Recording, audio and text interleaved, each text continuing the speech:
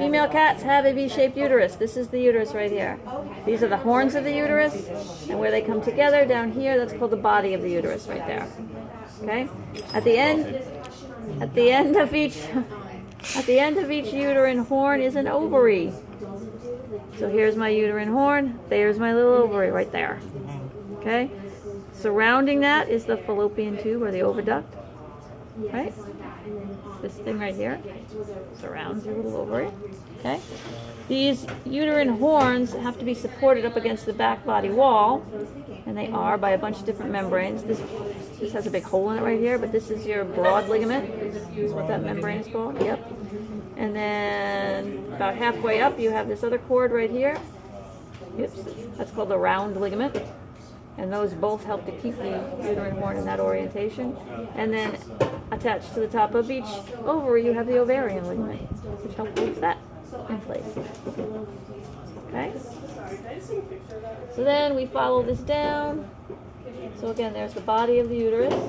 Then below that, you can feel it right there, a little bit hard right there. That's the cervix.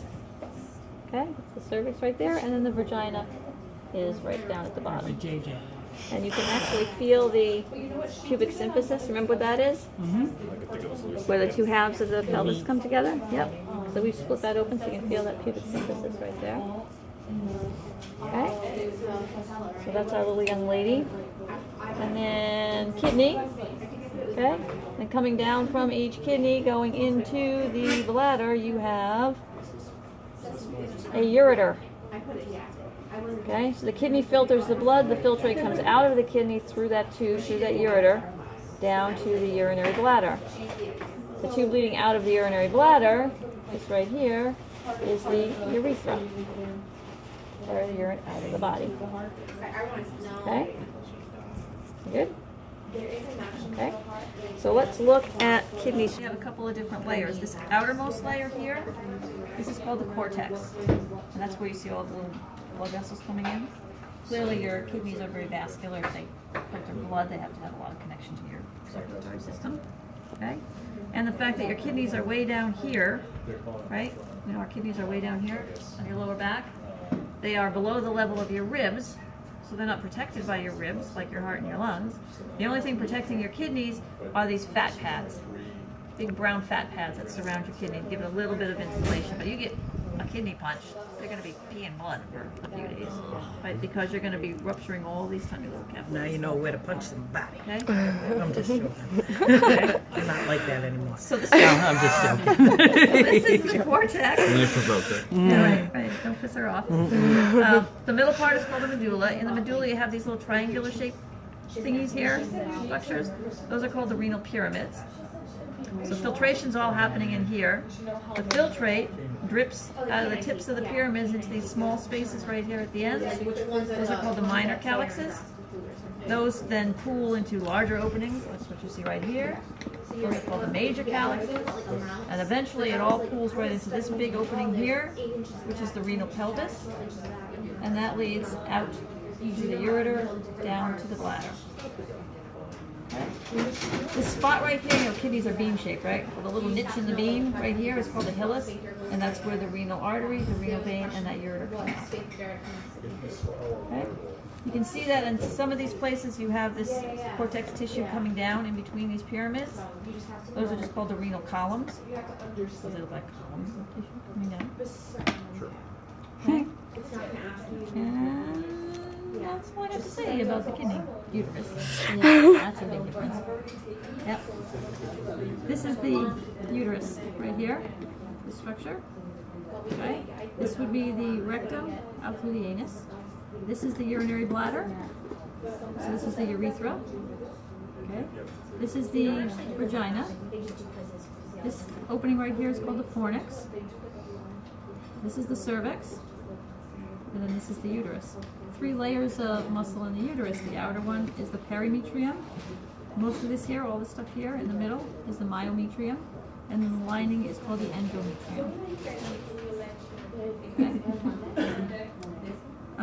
Here, this yellowish structure right here, that's the ovary.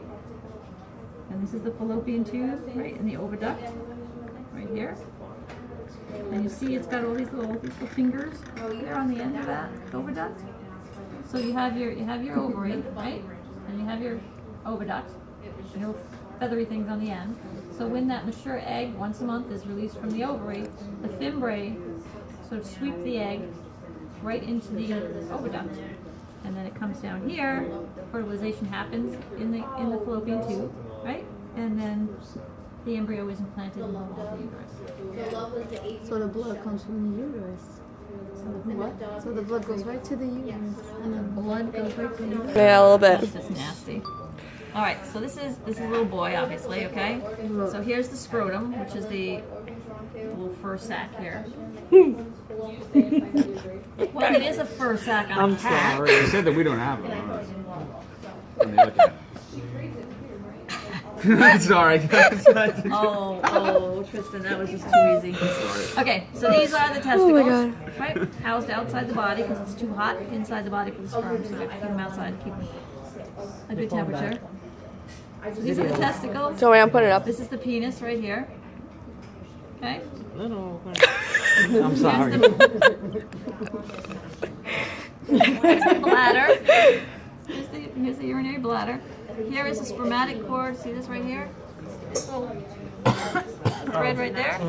That's the spermatic cord, because the sperm are produced in the testes, right? They have to come up through that spermatic cord.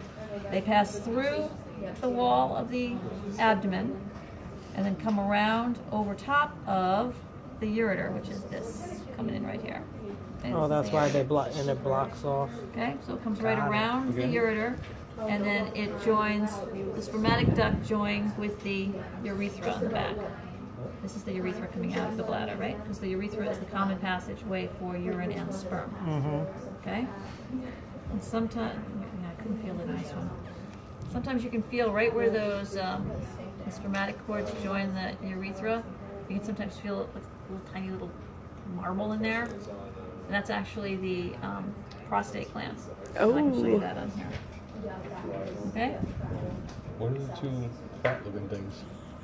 What? Little bulbs on either side of the It's bladder. fat. It's just fat. That's fat. That's just, I mean, we could pull that right off. I'm gonna, it's just fat. Thank you for not doing that. One of my cats at school this year, we opened this up and there was like that much fat. This cat was so fatty. You just open it up and you can just see like an inch of fat everywhere. It was just Oh man. nasty. It was nasty. The house cat. So here's the kidney, right? These blue things right here. I'm not sure if we can see the ureter coming down. What if the cat gets too dry and you can't find half of this stuff? Do you have a peeper on the side for that? Do I have a who what? A peeper like this with the No, name dear. on it? No. Oh, yeah. Okay, so male reproduction. This is the scrotum. Okay, this is the testes. This is a structure called the epididymis. I can show you that on the bull testicle in a minute. Okay, this is the spermatic cord. This is passing up through the abdominal wall, through that inguinal canal. Then it comes around the bladder, which is this thing. Let me take this off. This is the bladder. So we come around the bladder, and here's the spermatic cord right here, coming down. Okay. This is the urethra coming out of the bladder. Right, so here's the urethra coming down. So this is where the spermatic cord joins the urethra. Okay. This reddish thing here where it's showing you, this material right here, that's all the prostate gland. The prostate gland is right at the point where the spermatic cords come into the urethra. And sometimes in men as they age, that gets bigger. And what that does is it actually squeezes the urethra so that they have the sensation that they have to urinate all the time. They can't urinate all the time because the urethra is being compressed by the prostate gland. So the function of the prostate gland, imagine the function of the prostate gland is to put fluid in with the sperm, right? Sperm are flagellated, they gotta swim, so you need to have fluid. So that's what the prostate gland and these other little glands, these might be, I'm not sure if these are supposed to be the bulbourethral glands. Little glands, there's other little glands around there too that also dump fluid in, just like the sperm are motile. Okay? So that urethra comes down through the penis right here. This is the urethra. And that either carries the urine or the ejaculate out of the body. Okay?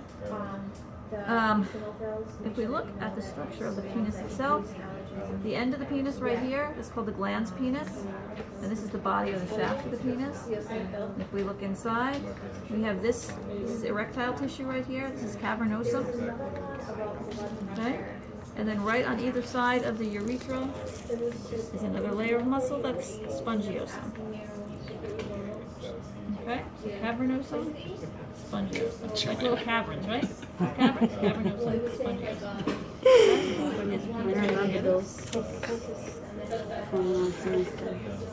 That's a baby bowl.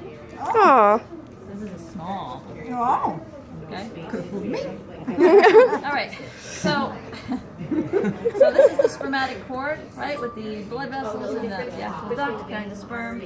This right here is thick, very tough muscle. This is called cremaster muscle that surrounds that spermatic cord, and that's because again, this is in the scrotum outside the body, but when it's cold, shrinkage. When it's cold, you gotta pull this up into the abdomen, right? Pipes close to the vine, right? We have to pull it. That's awesome. We have to pull it up into the abdomen to protect the sperm. Okay? Because they're very temperature sensitive. There's two layers of membrane that cover the testicle. The outer one is the vaginalis. Urogenital. The inner one is the albuginea. Urogenital. And if we pull those back, Oh. okay, so here's the testicle. And then that U-shaped structure I showed you on the human model, right? That's this right here. It's called the epididymis. This is the tail of the epididymis. This is the head of the epididymis. So that's not a dissection, that little Question. missing shape? That gonna be That's on what the it actually test? looks like? That's what it actually looks like. Oh. Is that going to be on the test? Yes. And if we open this up, and look inside the testicle, yeah, we look inside How's the your stomach testicle. feeling? I know, huh? It doesn't look like much in there, but if you had a microscope and you could look at this microscopically, what you would see are a whole bunch of tiny little tubules. Those are the seminiferous tubules, and that's where the sperm are produced. They're produced. Seminipulus?